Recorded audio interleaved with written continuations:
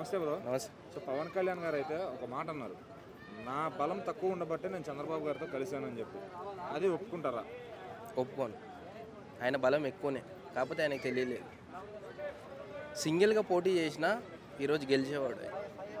So నాకు బలం లేక అంటే 12 ఏళ్ళు కష్టపడి ఓపిక అనేది నశించిపోయింది. అందు గురించే పొత్తు పెట్టుకున్నాడు. సో పొత్తు పెట్టుకోకుండా సింగిల్గా పోటీ చేసినా గెలిచేవాడు పవన్ కళ్యాణ్ అన్న. కాకపోతే ఓపిక అనేది 12 సంవత్సరాల నుంచి ఎంతో కష్టపడి అనరాని మాటలు అనిపించుకొని సరే ఏం చేస్తామని పొత్తు కలిసిండు. సో గెలిచిండు. ఆ మాట అన్నాడు కానీ నేను ఒప్పుకోను ఆ మాటకైతే. అయితే మొన్న ఆయన ఇంకో మాట అన్నాడు, ఏమనంటే ఆవిర్భావ సభ అప్పుడు 40 ఏళ్ల చరిత్ర గల పార్టీని మనం గెలిపించామని. అంటే ఆ మాట ఆయనే అని, బలం తక్కువ ఉందని ఆయనే అనుకుంటే అది ఎట్లా కుదురుతుంది చెప్పండి? జనసేన పార్టీకి బలము మామూలు కదా, అత్యంతమైన బలం ఉంది జనసేన పార్టీకి. సో పవన్ కళ్యాణ్ అన్న ముఖ్యమంత్రి అయ్యే హోదా గిట ఆయనకు ఉంది. కాకపోతే ఆయన ఆశ లేని మనిషి. సో నాకు అదే కావాలి, నేను ఆ సీట్లో అయితేనే కూర్చుంటా అనే వ్యక్తి కాదు. సో ఏదన్నా సింపుల్గా ఉంటాడు. సో ఇచ్చిన పదవిని సో మంచిగా ముందుకు తీసుకెళ్తాడు. సో ప్రజల్లో ఉంటాడు. సో ఆయన బలం ఆయనకు తెలియట్లేదు. సో జన సైనికుల బలము చాలా పెద్దదన్న, చాలా గట్టిది. సో ఆయనకు తెలియట్లేదు. ఇప్పుడు నుంచి తెలుసుకుంటాడని నేను అనుకుంటున్నా. సో వచ్చే ఎన్నికల్లో ముఖ్యమంత్రి అయితే పవన్ కళ్యాణ్ అన్న, అది రాసి పెట్టుకుని అందులో తగ్గేది లేదు. సార్ నమస్కారం అండి. పవన్ కళ్యాణ్ గారు అయితే తాజాగా ఒక మాట అన్నారు చంద్రబాబు గారితో పాటు మీటింగ్ లో ఉన్నప్పుడు, నా దగ్గర బలం తక్కువ ఉంది కాబట్టి నేను చంద్రబాబు గారితో కలవాల్సి వచ్చిందని చెప్పి అన్నారు. అయితే మరి అది ఎంతవరకు తీసుకోవచ్చు ఆ మాటని? ఆయనకు బలం లేదని ఆయనే చెప్పడం. నిజాయితీపరుడు నిజంగా నిజాలే మాట్లాడతాడు. వాస్తవంగా బలం లేదు, సంస్థాగతంగా బలంగా జనసేన ఉందనుకోవడం అవివేకం. ఎందుకంటే సంస్థాగతంగా బలపరచాలి ఒక పార్టీని అంటే దానికి తగ్గంత డబ్బు కావాలి.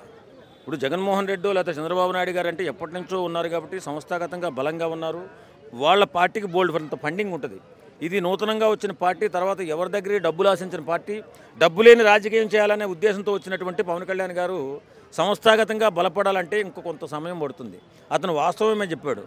ఇప్పుడు అవతల వ్యక్తి చాలా బలమైన వ్యక్తి, మనం ఢీ కొట్టడానికి శక్తి సామర్థ్యాలు లేనప్పుడు మన వెనకాల మనకు తోడుగా ఉండేవాళ్ళని ఎవరినో తీసుకెళ్ళి మనం ఫైట్ చేస్తాం, యుద్ధం చేస్తాం, గెలవడం కోసం ప్రయత్నిస్తాం. కాబట్టి పవన్ కళ్యాణ్ గారు అన్న దాంట్లో ఎలాంటి అభ్యంతరకర పోస్టు లేదు. పవన్ కళ్యాణ్ గారు అలా మాట్లాడడమే కరెక్టు.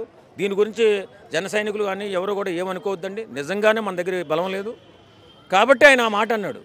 మనం డబ్బు లేని రాజకీయం చేయడానికి వచ్చినప్పుడు అలాంటి మాటలు వస్తాయి. అంటే ఆవిర్భావ సభలో నేను చూస్తేనేమో మన వల్ల టీడీపీకి గెలిచిందని చెప్పి ఒక మాట అన్నారు. అవును, 40 ఏళ్ల పార్టీ గెలిచిందని. సో మరి అది ఏ క్యాలిక్యులేషన్? అంటే అది జోక్ చేశారనుకోవచ్చా, ఇది జోక్ చేశారనుకోవచ్చు? అలా అనుకోవడానికి వీల్లేదండి. మనము ఇప్పుడు అప్పుడున్న సందర్భాన్ని బట్టి మాట్లాడాలి ఏ రాజకీయ నాయకుడైనా.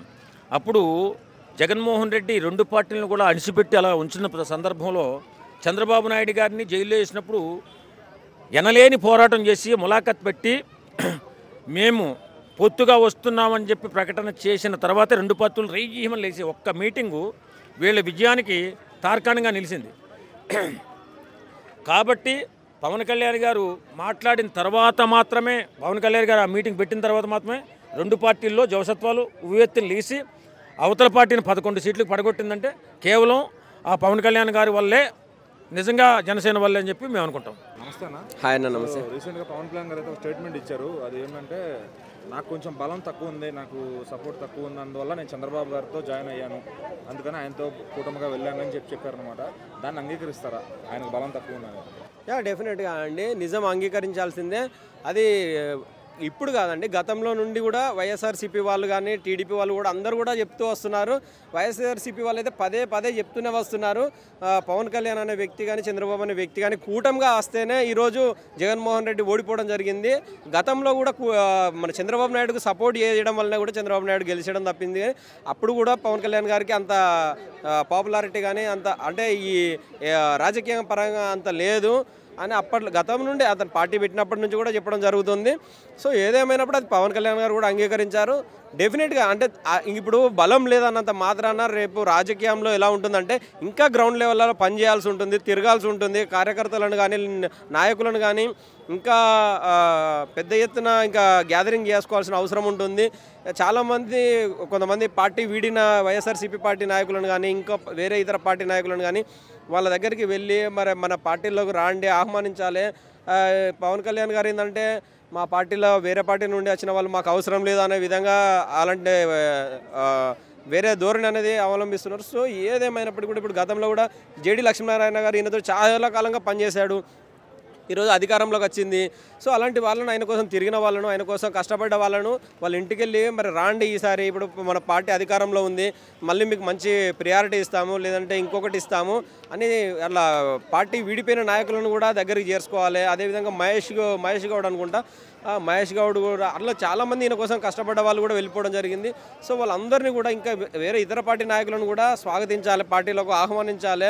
మర్యాదపూర్వకంగా ప్రతి ఒక్క మంచి చేసే నాయకులందరినీ కూడా స్వాగతిస్తేనే ఈరోజు పార్టీ అనేది ఇంకా బలోపేతమైంది. లేదంటే ఆయన ఇలానే మొండి వైఖరితో వెళ్ళే ఉంటే ఈ రానున్న రోజులు కూడా ఇంకా కూడా ఇప్పుడు అందుకే గతంలో కూడా ఇప్పుడు మనం ప్రెస్ మీట్లు చూసినట్టయితే పేర్నాని గారు అదే చెప్తున్నారు, పవన్ కళ్యాణ్ గారి బలం అంత లేదు, జస్ట్ వాళ్ళకున్న ఒక కాపు కమ్యూనిటీ బలం. జన సైనికులు ఏమంటున్నారంటే ఈసారి సోలోగా వెళ్ళిపోతే ఖచ్చితంగా గెలుస్తాము, సీఎం అయ్యే ఛాన్స్ ఉంటుంది అంటున్నారు. మరి అది కుదిరే పనేనా? ఆ గతంలో ఇప్పుడు మొన్న పోటీ చేసిన దాంట్లో చూసే ఉంటే, ఎందుకంటే చంద్రబాబు నాయుడు జైల్లో ఉన్నాడు కాబట్టి అక్కడ తెలుగుదేశం పార్టీని నడపగలే ఒక కేపబిలిటీ నాయకుడు లేడు కాబట్టి, సో వైఎస్ఆర్సీపీ మీద కొంచెం వ్యతిరేకత ఉంది కాబట్టి కొంతవరకు ప్లస్ అయ్యే అవకాశాలు ఉండు. కానీ పార్టీ అధికారంలోకి వస్తుందా రాదా అనేది కూడా అది కొంత డైనమైలో ఉన్నట్టే. ఎందుకనంటే 156 స్థానాల్లో 157 స్థానాలలో పోటీ చేసే సత్తా జనసేనకు లేదు, కేవలం 80 నుండి 100 మధ్యలో చేయగలుగుతారు కావచ్చు. సో మళ్ళీ వైఎస్ఆర్సీపీ వచ్చే అవకాశాలు ఉంటాయనే ఒక ముందు జాగ్రత్తతోటి పోటీ చేయడం జరిగింది. ఏదేమైనప్పటికీ ఇప్పటికైనా కనువిప్పై ఇప్పటికైనా పార్టీని బలోపేతం చేసుకుంటే ఉంటే జనసేన పార్టీ అనేది ప్లస్ అవుద్ది. ఎందుకంటే నేను ఒక పవన్ కళ్యాణ్ అభిమానిగా చెప్తున్నాను, ఈరోజు కార్యకర్తలే పార్టీకి బలం పునాదులు, కానీ అందులో లీడర్గా కొంతమంది నాయకులు ఉండాలి, ఎమ్మెల్యేగా కంటెస్ట్ చేయాలి. కాబట్టి సో ఇతర పార్టీ నాయకులతో కూడా కొంచెం సత్సంబంధాలను మెయింటైన్ చేస్తూ ఎప్పుడూ తోలు తీస్తా తాట తీస్తా అనడం కంటే కొంతమందిని ఆకర్షించి వాళ్ళ పార్టీ వైపుకు వాళ్ళ విధి విధానాలను తెలియజేస్తూ మంచి ఇప్పుడు చాలామంది నాయకులు కూడా వైఎస్ఆర్సీపీ ఉన్న ధర్మవరం ఆయన కూడా వైఎస్ఆర్సీపీ నుండి పవన్ కళ్యాణ్ గారి పట్ల కొంచెం పాజిటివ్గా మాట్లాడడం జరుగుతుంది. సో అలాంటి వారిని కొంచెం అట్రాక్ట్ చేసి పార్టీకి ఆహ్వానించడం వల్ల కూడా పార్టీకి మంచి ప్లేస్ జరుగుతుంది. ఆయన కూడా మంచి కేపబిలిటీ ఉన్న నాయకుడు. సో అలాంటి నాయకులను కూడా ఆకర్షించి తీసుకుంటే పార్టీ బలోపేతం అవుద్ది. నమస్తే అన్న. నమస్తే బ్రో. సో పవన్ కళ్యాణ్ గారు అయితే ఉగాది రోజు ఒక మంచి మీటింగ్ జరిగింది. ఆ రోజు చంద్రబాబు గారితో కూర్చొని మాట్లాడుతూ ఆయన స్పీచ్లో ఈ మాట అన్నారు అనమాట. ఏమనంటే, నాకు కొంచెం బలం తక్కువ అనిపించింది, అంటే కొంచెం తగ్గుతూ ఉండడం వల్ల నేను చంద్రబాబు గారితో కలిశాను, నేను ఒక్కనే వెళ్ళలేనేమో నాకు సందేహం పడి వెళ్ళినట్టుగా చెప్పారనమాట. దానికి ఒప్పుకుంటారా మీరు? నేను ఒప్పుకోను. ఆయన స్ట్రెంత్ గురించి ఆయనకే తెలియదు పవన్ కళ్యాణ్ సార్కే. సార్ పవన్ కళ్యాణ్ సార్, మీరు ఇండివిజువల్గా పోటీ చేయండి, మీరు టైంకి గెలుస్తారు, మీకు ఎవరితోడో అవసరం లేదు, మీరు సోలోగా పోటీ పడండి, కంపల్సరీ గెలుస్తారు, మీకు ఆ కెపాసిటీ ఉంది, మీరు రాంగ్గా అండర్స్టాండ్ చేసుకుంటున్నారు, అది దొబ్బేయండి, మీకు ఉన్నాం, మీరు సరైన దారిలో పోతే మేము నిజంగా సపోర్ట్ చేస్తాం, అది మా గుర్తుపెట్టుకోండి. అయితే మరి అదే పవన్ కళ్యాణ్ గారు అంతకుముందు ఆవిర్భావ సభలో ఒక మాట అన్నారు, మనం 40 ఏళ్ల చరిత్ర కలిగిన పార్టీని గెలిపించామని చెప్పి. మరి అదే ఆ మాట ఆయన ఇటు బలం తక్కువ ఉందని ఆయన అంటున్నారు కదా. సో దీంట్లో ఏ మాటను మీరు యాక్సెప్ట్ చేస్తారు? అదే బలం తక్కువ ఉన్నది చెప్తున్నాడు, అది నేను ఒప్పుకోను. సో ఆయన కెపాసిటీ ఆయనకు ఉంది, అది మటు అర్థం చేసుకోండి. నెక్స్ట్ సారి సింగిల్గా పోటీ పడండి, జనసేన పార్టీ అన్ని కన్సిస్టెన్సీలో నిలబెట్టండి, కట్టాయని గెలుస్తారు. ఇప్పుడు విడిగా వెళ్తే అంతా కలకలుపుకుని మొత్తం ఆయన సీఎం అవ్వగలిగే ఛాన్స్ ఉందా? విడిగా వెళ్తే నెక్స్ట్ టర్మ్కి మొత్తం ఆయన ఒకటే సింగిల్గా వెళ్తే సీఎం అయ్యే ఛాన్స్ ఉందంట? ఛాన్స్ ఉంది బ్రో. అదా ఈ సంవత్సరం చేస్తున్నాడు తన, ఈ 5 years చేసేసి మంచి పేరు తెస్తాడు, నెక్స్ట్ ఇయర్ గెలుస్తాడు. దానివల్ల అంటే ఇంకో 10 ఏళ్ళు అయినా సరే చంద్రబాబు గారు ముఖ్యమంత్రిగా ఉంటే నేను రాజకీయాలు నేర్చుకుంటాను కూడా ఆయన అంటున్నాడు. మరి సో మరి సార్ దీనికి ముందు స్టార్టింగ్లో చెప్పి ఉండాలి దాన్ని పవన్ కళ్యాణ్ సార్. స్టార్టింగ్లో ఫస్ట్ పోటీ పడేటప్పుడు టీడీపీని కొంచెం ఆపోజిట్గా మాట్లాడేసి మళ్ళా ఓల్కే జాయిన్ అయితే అట్ట. సో అదే అంటే చూడండి, ఈ 5 years మిమ్మల్ని ఇంప్రూవ్ చేసుకోండి, ఇంప్రూవ్ చేస్తే నెక్స్ట్ సూరి మీరు సోలోగా పోటీతో కూడా జనాలు ఓట్లు వేస్తారు. సో పవన్ కళ్యాణ్ సార్ రిక్వెస్ట్గా చెప్పుకుంటున్నా. బ్రో నమస్తే. సో రీసెంట్గా పవన్ కళ్యాణ్ గారు చంద్రబాబు గారు ఒక మీటింగ్లో ఉన్నప్పుడు ఆయన అన్నారు అనమాట, నా దగ్గర బలం తక్కువ ఉంది కాబట్టి చంద్రబాబు గారితో కలిశానని. దానికి అంటే ఎలా తీసుకుంటారు ఆ మాటని? అంటే అది ఒక రకంగా ఆలోచిస్తే రెండు రకాలుగా ఆలోచించాలన్న. అది మామూలుగా అంటే ఒకటి బలం తక్కువ ఉంది అంటే తనకి సీట్స్ ఆఫర్ చేసినప్పుడు కూడా వద్దు, నాకు ఇవన్నీ సీట్సే చాలు, మేము దీంట్లో ఏదో మా అంతకు మేము ప్రూవ్ చేసుకుంటాం అనేది ఒక రకంగా తీసుకోవచ్చు. ఇంకోటి ఏంటంటే తనకి నెక్స్ట్ సారికి ఇబ్బంది ఉన్నా, ఇప్పుడు చంద్రబాబు నాయుడు గారు అంటే చాలా సీనియర్, రేపొద్దున లోకేష్ గారే ఖచ్చితంగా సీఎం కావాలి అనుకుంటే మాత్రం అప్పుడు ఒప్పుకోడు కదన్న, వెనక్కి వచ్చేస్తాడు మళ్ళీ. అప్పుడు ఫామ్ చేసుకోవడానికైనా సరే అట్లా ముందు జాగ్రత్తగా ఆలోచించి ఆ మాట అన్నాడని అనుకోవాలి, అంతే తప్పితే వేరే రకంగా అనుకోకూడదు. ఎందుకంటే తను చేసిన త్యాగం అనేది చాలా గొప్పదన్న. ఆ టైంలో ఏ ఒక్క ఎమ్మెల్యే కూడా బయటికి వచ్చి పోరాడింది లేదు మన చంద్రబాబు నాయుడు గారు జైల్లో ఉన్నప్పుడు, ఏ ఒక్క టీడీపీ ఎమ్మెల్యే కానీ. అందుకు కాబట్టి మన పవన్ కళ్యాణ్ చేసిన త్యాగం చాలా గొప్పది. అయితే ఇప్పటికీ చాలా మందిలో ఒక ఇది ఉండిపోయింది, పవన్ కళ్యాణ్ గారి వల్ల టీడీపీ గెలిచిందా, టీడీపీ సపోర్ట్ అవ్వడం వల్ల జనసేన గెలిచిందా? అనా స్వతహాగా మన చంద్రబాబు నాయుడు గారే ప్రమాణ స్వీకారం అప్పుడు స్వతహాగా చెప్పిండు, మనది పార్టీ గెలిచిందంటే మనకి వెనక మన పవన్ కళ్యాణ్ గారు కూడా ఎంతో సపోర్ట్ చేసినాను. ఆయననే చెప్పినప్పుడు మనం ఏమన్నా అర్థం చేసుకోవాలన్నా, పవన్ కళ్యాణ్ గారి హస్తం కూడా ఉంది కాబట్టి పవన్ కళ్యాణ్ గారి వల్లనే గెలిచింటుంది. అంటే ఇప్పుడు పవన్ కళ్యాణ్ గారు మాట్లాడే మాటలు ఎలా ఉంటుందంటే, ఆవిర్భావ సభలోనేమో మన వల్ల టీడీపీ గెలిచిందని పౌరుషంగా మాట్లాడారు, బట్ మళ్ళీ ఇటు పక్క మామూలు మీటింగ్లో మాత్రం నాకు ఆ బలం లేదని ఆయనతో కలిసానంటే, అంటే రెండు మాటలు ఆయనే మాట్లాడితే క్యాడర్ ఎలా ఫీల్ అవ్వాలి? అందుకే నేను ఇప్పుడే అదే చెప్పిన కదన్నా, రెండు పక్కన అంటే ఇప్పుడు చంద్రబాబు నాయుడు గారు ఉన్నంత వరకు అయితే తనకి ఎంతో అనుభవం ఉంది కాబట్టి బలం లేదు, నిజంగా బలం లేదు ఉన్నాడు. రేపు పొద్దున్న నారా లోకేష్ ఒకవేళ వచ్చిందంటే బలం అదే తను యాక్సెప్ట్ చేయలేడు, మళ్ళీ వెనక్కి వచ్చి గవర్నమెంట్ ఫామ్ చేసుకోవాలి. కాబట్టి రెండు రకాలుగా మాట్లాడడంలో ఏం తప్పు లేదన్న. ఎన్నో ఏళ్ళ ఎక్స్పీరియన్స్ మన చంద్రబాబు నాయుడు గారికి ఉంది కాబట్టి బలం లేదనుకునే ఉన్నాడు, ఆ రోజు పోరాడిండు.